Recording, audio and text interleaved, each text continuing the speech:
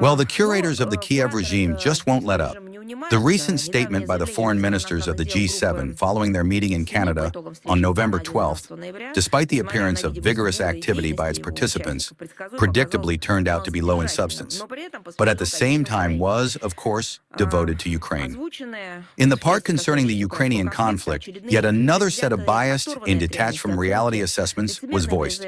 Hypocritical calls to observe human rights are cynical and absurd against the background of the many years of ignoring the discrimination of Russian-speaking citizens of Ukraine, the glorification of Nazism, and the systematic shelling by the armed forces of Ukraine of the civilian infrastructure of Donbass. Claims of Russian aggression, as they formulated it, are deliberate disinformation. Russia consistently advocates a peaceful settlement of the conflict, the indispensable conditions of which are the demilitarization and denazification of Ukraine. It was precisely the actions of the Kiev regime, with the active incitement and military support of the Westerners, including the G7, that at one time disrupted the implementation of the Minsk agreements and led to escalation. Let us recall that the British, who are part of the G7, manually destroyed the negotiation process of 2022. Ideas about declaring a ceasefire without achieving clear agreements on a comprehensive peaceful settlement are completely untenable. This opens the way to pumping Ukraine with weapons, resuming military force pressure on our territories, and further destabilizing the situation. By the way, it was the Kiev regime itself that recently announced the termination of any negotiations with Russia.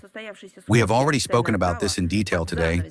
It is telling that at the gathering that took place, official Ottawa, at the end of its chairmanship of the G7, announced new anti-Russian restrictions targeting domestic individuals and legal entities, including the energy sector and structures allegedly connected with the development of unmanned technologies and cybersecurity, which in fact had already been introduced and entered into force a week earlier, on November 6th. Apparently, the Canadian authorities did not find any other way to attract attention, as they see it, to the major international event, except to demonstrate loyalty to the Russophobic course set in 2014. If former Canadian Prime Minister Trudeau and the granddaughter of a Hitler accomplice, Chrystia Freeland, did not manage to hammer the final nail into the coffin of Russian-Canadian relations, then the current Canadian Prime Minister Carney may well succeed in this, as he continues the same failed line, reflecting the insolvency and true role of Canada's foreign policy.